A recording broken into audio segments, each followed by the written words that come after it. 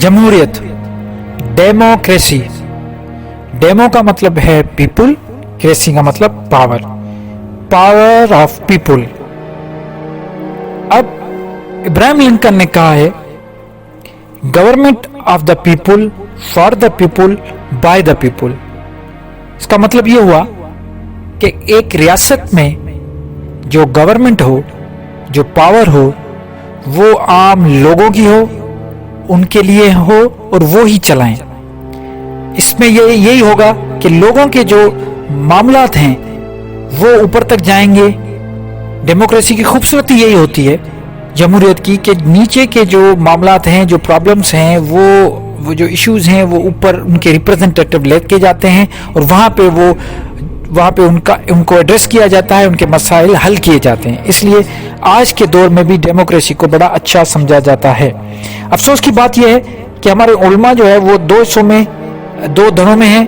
एक तो इनको मानते हैं, एक तो कहते हैं कि डेमोक्रेसी सही है, बिल्कुल ठीक है, कुरान इसको और इस्लाम इसको एक्सेप्ट करता है, और दूसरे कहते हैं कि बिल्कुल इसमें ये बिल्कुल गलत है, ये कुफ्र है। वो इसलिए कुफ्र है कि इसमें ये लफ्ज लिखा हुआ है कि पावर ऑफ द पीपुल, हालांकि लिखा हुआ हो सॉवरेनिटी बिलोंग्स टू अल्लाह। पावर जो है वो सिर्फ अल्लाह का होना चाहिए, तो अल्लाह का ही पावर होता है। तो हम तो उस पर डिस्कस नहीं करते। ये जो कुफ्र मानते हैं ये तो बिल्कुल गलत है। अब मैं आपको दूसरी तरफ लेके जाता हूँ, जो इसको कहते हैं कि इसको इस्लाम एक्सेप्ट करता है या इस्लाम इसको जो है कबूल करता है, डेमोक्रेसी को, जमहूरियत को। तो उनके लिए मैं ये कहना चाहता हूं कि ये बिल्कुल गलत बात है आपकी। क्यों? क्योंकि 1000 साल से ये कुरान में मौजूद है। ये कुरान एक्सेप्ट नहीं कर रहा, बल्कि लोगों को बता रहा है, और लोगों ने वहां से बारो किया हुआ है, और मुख्तलिफ सोसाइटीज ने, मुख्तलिफ गवर्नमेंट से वहां से बारो किया हुआ है। कैसे?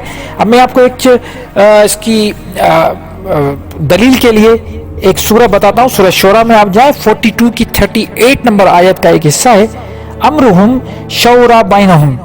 इसका मतलब ये हुआ कि वो जो लोग हैं वो क्या करते हैं, अपने जो इश्यूज होते हैं, अम्रुहुम शौरा बैनहुम, अपने जो इश्यूज हैं वो सारे आपस में बैठ के मशवरा करते हैं, पॉलिटिकल। अब यहाँ पे वो डेमोक्रेसी का आंसर आपको क्लियर नजर आ रहा है कि वो लोग जो है, चाहे वो पॉलिटिकल इशू हो, गवर्नमेंट का कोई भी इशू हो, वहाँ पे मशवरा होगा। तो उसी तरह जब डेमोक्रेटिक गवर्नमेंट होती है तो वहाँ पे मजलिस शोरा होती है, वहाँ पे पार्लियामेंट होती है, वहाँ पे सेनेट होता है, जहाँ पे रिप्रेजेंटेटिव मौजूद होते हैं।